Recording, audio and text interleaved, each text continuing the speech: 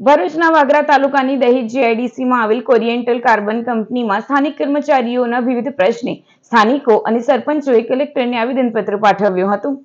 ભરૂચની દહેજ જીઆઈડીસી વિસ્તારમાં આવેલ કોરિએન્ટલ કાર્બન કંપનીમાં કર્મચારીઓની લાંબા સમયથી પડતર ફરિયાદો, કાર્યસ્થળ પર થતા માનસિક ત્રાસ, ભેદભાવપૂર્ણ વર્તન અને ફરિયાદોના નિકાલમાં થયેલા વિલંબના મુદ્દે આજે અંદાજે 100 થી 150 સ્થાનિક લોકો, સ્થાનિક કર્મચારીઓ તેમજ પરિવારજનો તથા આજુબાજુના ગામોના સરપંચ દ્વારા એકત્રિત થઈ જિલ્લા કલેક્ટરને સંયુક્ત આવેદનપત્ર આપવામાં આવ્યું હતું.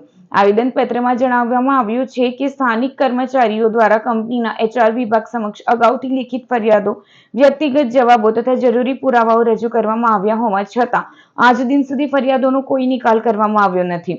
સ્થાનિક લોકોએ આક્ષેપ કર્યો છે કે કંપનીના ઉચ્ચ અધિકારીઓ દ્વારા લાંબા સમયથી કર્મચારીઓ સાથે માનસિક ત્રાસ, અપમાનજનક વર્તન, શિફ્ટ ચેન્જ બાબતે ભેદભાવ અને અનાવશ્યક દબાણનું વાતાવરણ ઊભું કરવામાં આવી રહ્યું છે, જેના કારણે સ્થાનિક કર્મચારીઓ અને તેમના પરિવારજનોમાં ભારે અસંતોષ, અસુરક્ષાની લાગણી અને માનસિક તણાવનું વાતાવરણ સર્જાયું છે.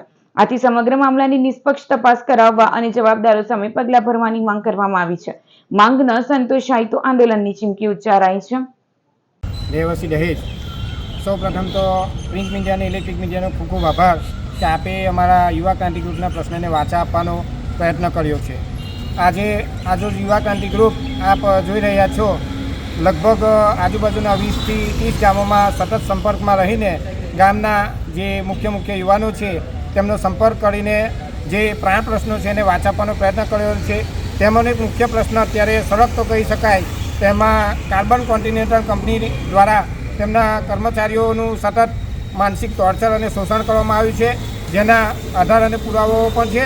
અને ત્યાંના એચઆર ડિપાર્ટમેન્ટના એચઆર હેડ લલિત પરમાર દ્વારા આગળ 6 મહિના પહેલાં પણ રજૂઆત કરવામાં આવી હતી, પણ હજુ સુધી એનું કોઈ સંતોષજનક નિરાકરણ આવેલ નથી. તે પણ પ્રશ્ન છે. અને સાથે સાથે લેન્ડ લૂઝરોનો જે પ્રશ્ન છે, 80-20નો રેશિયો છે, એમ ઘણા બધા અત્યંત જટિલ પ્રશ્નો છે, તેને ઉઠાવીને આજના રોજ જ્યારે કલેક્ટર સાહેબશ્રીને આવેદનપત્ર આપવામાં આવ્યું છે. અને આ તંત્રને અમે આ પ્રિન્ટ મીડિયાના માધ્યમથી મેસેજ આપવા માગીએ છીએ કે યુવા ક્રાંતિ ગ્રુપ આજે આ લેવલ પર જ્યારે કાર્ય કરી રહ્યું છે અને આવનારા સમયમાં જો કદાચ જરૂરિયાત પડે તો અન્ય જે સંસ્થાઓ કામ કરી છે તેમાં મહિપતસિંહજી બાપુ, મહિપતસિંહ ચૌહાણ અને લખન દરબાર તેવા અત્યારે પ્રગતિશીલ યુવાનોનો સંપર્ક કરવાનો પ્રયત્ન થાય તો પણ તેમાં કોઈ શંકાને સ્થાન નથી.